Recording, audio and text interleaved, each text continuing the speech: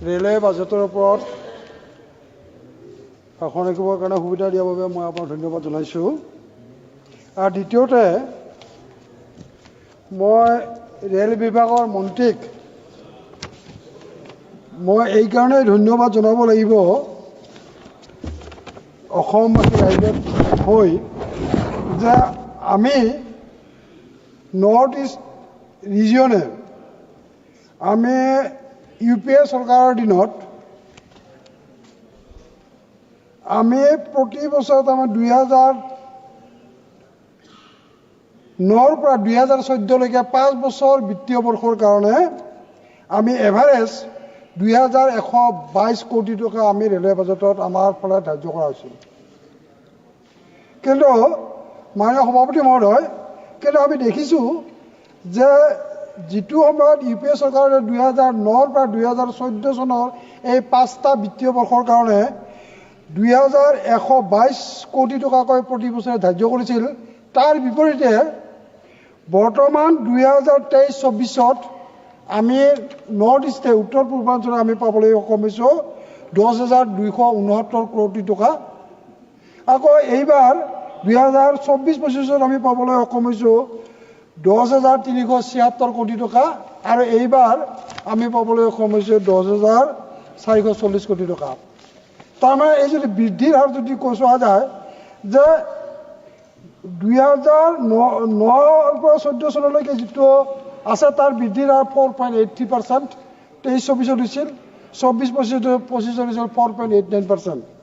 গতিকে আমি এইকাৰণে নৰ্থ ইষ্টৰ জনসাধাৰণৰ হৈ মই তাৰ মাননীয় ৰেলৱে বিভাগৰ মন্ত্ৰী ডাঙৰীয়াক মই ধন্যবাদ জনাইছোঁ। আমি অসমবাসী ৰাইজে তেওঁৰ ওপৰত কৃতজ্ঞতা জ্ঞাপন কৰিছোঁ। কিন্তু তথাপিতো আমাৰ কিছু সমস্যা অসমৰ আছে। এতিয়া মই যে প্ৰথমতে কওঁ যে আমাৰ বন্দে ভাৰত যিখন ট্ৰেইন, এই বন্দে ভাৰত ট্ৰেইনখন গুৱাহাটীলৈকে চলিছে। এটা মেজৰ পৰ্চন আমাৰ অসমৰ এটা মেজৰ পৰ্চন উজনি অসম, তাৰমানে ডিব্ৰুগড়লৈকে এই গাড়ীখন চলিব পৰা নাই বা নিব পৰা নাযাব। এইকাৰণে নাযাব যে এই গুৱাহাটীৰ পৰা ডিব্ৰুগড়লৈকে যদি বন্দে ভাৰতখন যদি এক্সটেণ্ড কৰিবলগীয়া হয়, তেতিয়াহ'লে তাত তাৰমানে ইলেক্ট্ৰিফিকেশ্যন মাষ্ট। ইলেক্ট্ৰিফিকেশ্যন নহ'লে তাৰমানে বন্দে ভাৰত গাড়ীখন চলাব নোৱাৰে। যাৰ ফলত তাৰমানে আজিৰ দিনটোত আমি যদি তাৰমানে মাননীয় ৰেল বিভাগৰ মন্ত্ৰীয়ে যদি ইচ্ছাও কৰে, তথাপিতো তাৰমানে ৰেল বিভাগে মাননীয় মন্ত্ৰী মহোদয়ে বন্দে ভাৰত ডিব্ৰুগড়লৈকে চলাব নোৱাৰে। এতিয়া ইয়াৰ কথাটো হৈছে যে বন্দে ভাৰত চলোৱাৰ পৰিৱেশ সৃষ্টি কৰাৰ কাৰণে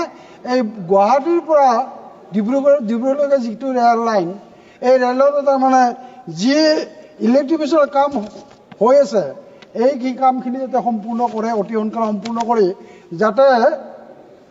ইয়াৰ ডিব্ৰুগড়লৈকে যাতে বন্দে ভাৰত চলাব পাৰে তাৰ ব্যৱস্থাটো কৰিবৰ কাৰণে মই মাননীয় ৰেল বিভাগৰ মন্ত্ৰী ডাঙৰীয়াক মই অনুৰোধ জনাইছোঁ। দ্বিতীয়তে মই এটা কথা ক'ব বিচাৰিছোঁ যে আমাৰ ৰেলে ডাবলিং আমাৰ গুৱাহাটীলৈকে আছে। গুৱাহাটীৰ পৰা এইফালে এই ডিব্ৰুগড়লৈকে আমাৰ লাভলিংটো পুৰা কমপ্লিট হোৱা নাই। এতিয়া ইয়াত যদি আমি যদি চাওঁ যে লামডিঙৰ পৰা ফৰকাটিং জংচনলৈকে preliminary activities for execution of the project has been taken up, এইটো ৰেলৱে বিভাগে দিয়া প্ৰশ্নৰ উত্তৰত মই কথাটো কৈছোঁ। আকৌ Furkating junction to Dibrugarh 241 kilometre, the final location survey has been completed. গতিকে মাননীয় মই ৰেলৱে বিভাগৰ মন্ত্ৰী ডাঙৰীয়াক মই অনুৰোধ কৰিব বিচাৰিছোঁ যাতে এই গুৱাহাটী ডিব্ৰুগড় এই অংশটো ডাবলিং কৰাৰ কাৰণে যিটো ব্যৱস্থা, এই ব্যৱস্থাটো যে খৰতকীয়াকৈ কৰে, তাৰ কাৰণে মই মাননীয় মন্ত্ৰী মহোদয়ক মই অনুৰোধ কৰিছোঁ। মই মোৰ সমষ্টিৰ এটা সমস্যাৰ কথা মই ক'ব বিচাৰিছোঁ যে মোৰ সমষ্টিৰ এটা বৃহৎ অঞ্চল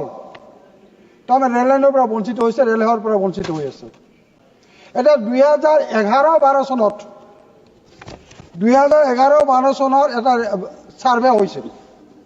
ছাৰ্ভেৰ এটা 2012 চনত ৰেল বিভাগৰ মন্ত্ৰীয়ে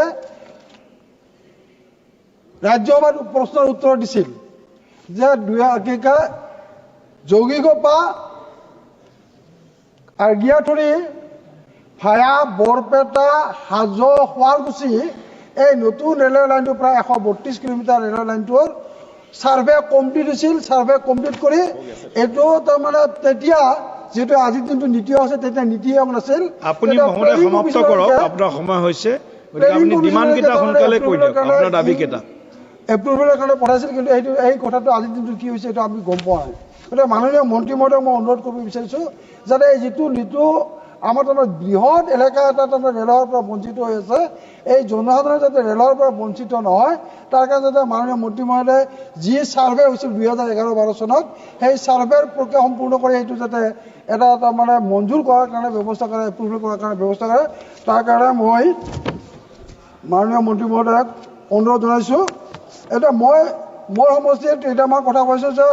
আৰবি এটা বৰপেটা লোকসভা সমষ্টিৰ